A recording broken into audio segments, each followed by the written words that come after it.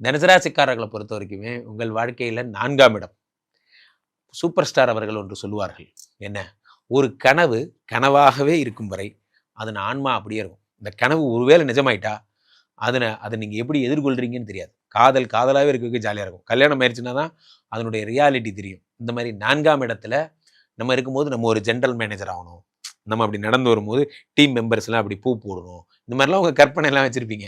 ஆனால் அது உண்மையிலே ஒரு நாள் நீங்கள் டீம் லீடர் ஆகிடுவீங்க. இந்த புலி வருது கதை தான். உண்மையிலே இந்த புலி வந்துடும். 4ஆம் இடத்திலே சனி பகவான் வருகிறார். சனி கொடுத்தால் எவர் தடுப்பார்? சனி 4ஆம் இடத்தில் வந்து விட்டார். திடீர்னு நீங்கள் ரொம்ப நாளாக ஆசைப்பட்டீங்கல்ல, இனிமேல் நீங்கள் தான் நாளைக்கு வந்து பதவி ஏற்றுக்கோங்க, நீங்கள் தான் டீம் லீடர். ஐயா அது பற்றி இப்போ இப்போ எப்படி சொல்கிறது, நான் வந்து ப்ரிப்பேரே ஆகலையே ஒன்றும். நான் வந்து அதான் பிரச்சனை. நம்ம நிறைய பேர் ப்ரிப்பேரே ஆகலை. ஆனால் நம்ம அதுக்கு ஆசை மட்டும் போடுவோம். 4ஆம் இடத்திலே சனி பகவான் வந்து விட்டால் திடீர்னு வேலை கிடைக்க போகுது, திடீர்னு ப்ரொமோஷன் வரப்போகுது, திடீர்னு ஒரு பெரிய பதவி கிடைக்க போகுது. அதை நீங்கள் அதுக்கு அந்த பிஸியில் நீங்கள் முன்ன மாதிரிலாம் இருக்க முடியாது. டீம் லீடர் ஆகிட்டீங்க, இன்னைக்கு சாயந்தரம் கம்பெனி முடிஞ்சோன்னே வீட்டுக்கு போகக்கூடாது. கம்பெனிலாம் முடிஞ்சு வீட்டுக்கு கம்பெனியை பூட்டு போட்டுட்டு தான் வீட்டுக்கு போனோம். ஐயா 9:30 10 போயிட்டு வாங்க, காலைல 5 மணிக்கு வந்துருக்கேன். இப்போ என்ன நடுவில் 6 மணி நேரம் பத்தாதா தூங்குறதுக்கு?